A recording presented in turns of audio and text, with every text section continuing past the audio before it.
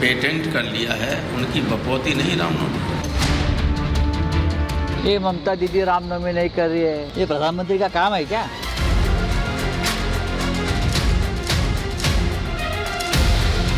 आज पूरे देश में रामनवमी का पर्व धूमधाम से मनाया गया।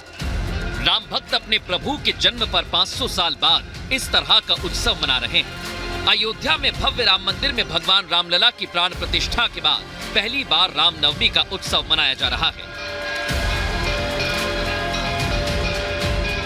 बड़ी संख्या में भक्त अयोध्या पहुंचे हुए हैं। इसे बीजेपी अपनी उपलब्धि के तौर पर दिखाने की कोशिश कर रही है, लेकिन विपक्ष उस पर सियासत से बाज नहीं आ रहा। समाजवादी पार्टी के सांसद राम गोपाल यादव कह रहे हैं कि भगवान राम किसी की बपौती नहीं है। रामनवमी को जो कुछ लोगों ने पेटेंट कर लिया है, उनकी बपौती नहीं रामनवमी। रामनवमी करोड़ों लोग हजारों वर्ष से मनाते चले जा रहे हैं और एक राम मंदिर नहीं, हजारों राम मंदिर इस देश में है। ये वही राम गोपाल यादव हैं जिन्होंने अयोध्या का न्योता ठुकराया था। अब जब त्योहार का दिन है तो इस तरह का बयान दे रहे हैं। उधर बंगाल में भी रामनवमी पर सियासी पारा हाई है। गौरतलब है कि पिछली रामनवमी पर बंगाल में काफी बवाल हुआ था। अब सीएम ममता के एक ट्वीट ने बवाल मचा दिया है। सीएम ममता ने रामनवमी पर बधाई से ज्यादा चिंता इस बात की जाहिर की कि कोई अशांति ना फैलाए। इस मुद्दे को बीजेपी ने आड़े हाथों लिया और ममता के साथ राम गोपाल यादव को भी जवाब दिया। ममता बनर्जी जी ने पर्व को अशांति से जोड़ रही हैं। ये सीधा सीधा रामनवमी के पर्व का अपमान है। यानी एक बार फिर भारतीय संस्कृति और सनातन संस्कृति को अपमानित करने का प्रयास। आज प्रभु रामचंद्र के आशीर्वाद से हम राम राज्य का संकल्प पूरा करने के लिए आज वचनबद्ध हो और ये संकल्प पूरा करने की पूरी कोशिश करें, यही सही अर्थ में यथार्थ होगा। प्रभु राम के अपमान पर पहले ही इंडिया अलायंस बैकफुट पर है, लेकिन कई नेता अभी भी इससे बाज नहीं आ रहे। इस लिस्ट में संजय राउत का भी नाम जुड़ गया। उन्होंने पीएम मोदी पर हमला करते करते रामनवमी पर ही सवाल उठा दिया। ये ममता दीदी रामनवमी नहीं कर रही है या और कोई क्या कर रहा है, ये प्रधानमंत्री का काम है क्या? हाँ, ये प्रधानमंत्री का काम है। हाँ, ये गली के लोग भी इस प्रकार की बात नहीं करते। ये कौन से प्रधानमंत्री है, किसने बनाया प्रधानमंत्री?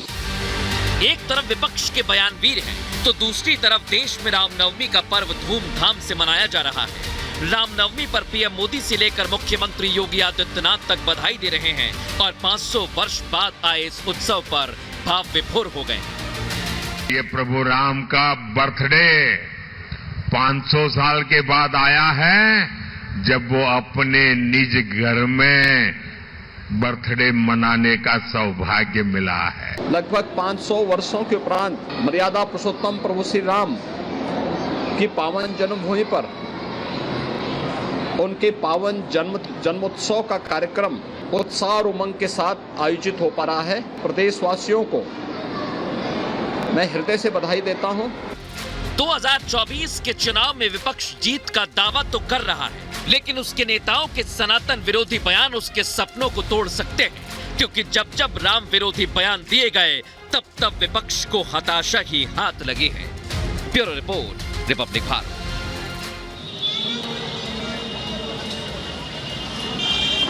तो इस वक्त कुछ लोग भी मेरे साथ हैं जो अलग अलग जगहों से यहाँ पहुंचे हुए हैं दर्शन करने के लिए, लेकिन राजनीति जो हो रही है उस पर सवाल करूंगी लोगों से मैं।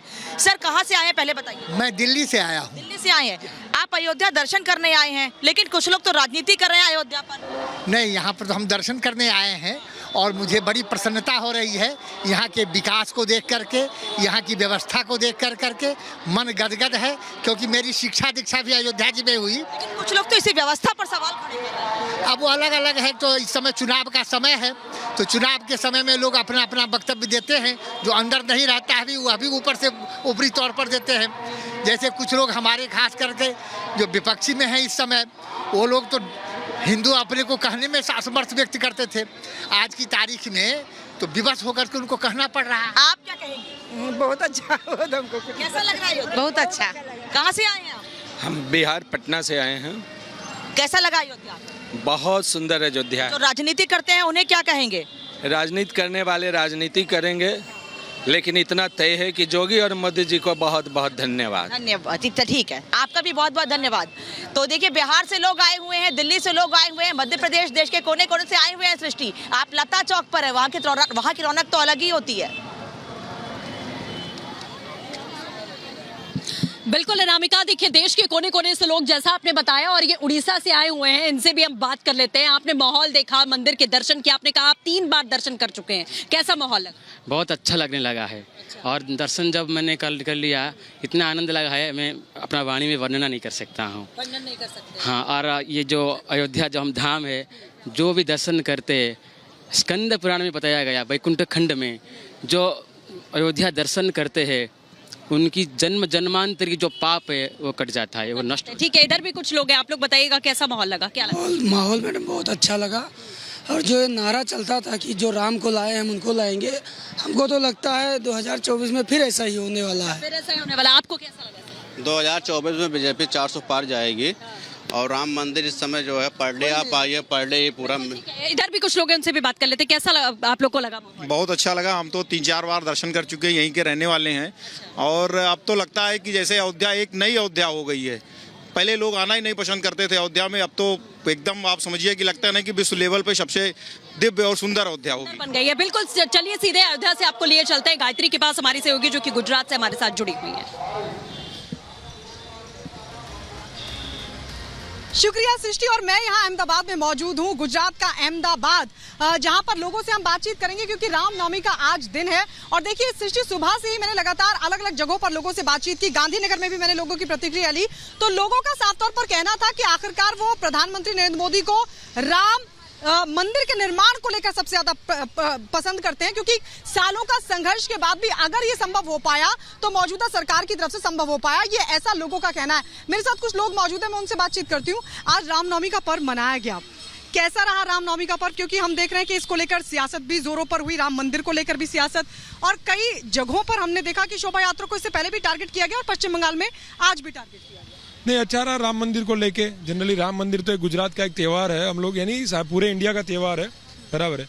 और स्पेशली हम लोग राम भगवान के लिए बहुत एक आदरणीय हमारे जो राम प्रभु है, तो हम लोगों को लग रहा है कि रामनवमी जो है वो रामनवमी पे बहुत अच्छा माहौल रहा और खुशी खुशी रामनवमी हमने सबने मनाई। और वैसे भी ये गुजरात की सरकार यानी मोदी की सरकार आ रही है, तो मोदी सरकार को लेके हम लोग बहुत उत्सुक है कब जल्दी से जल्दी ये इलेक्शन खत्म हो। और देखिए बिल्कुल, क्योंकि लगातार लोगों का यही कहना है कि राम मंदिर का जो सपना था वो साकार मौजूदा सरकार में हो पाया, ऐसा लोगों का कहना है। और इसलिए वो लगातार राम मंदिर को लेकर भी उत्साहित है, रामनवमी को लेकर भी उत्साहित है। जो सियासत कर रहे हैं उन पर निशाना भी लोग साध रहे हैं।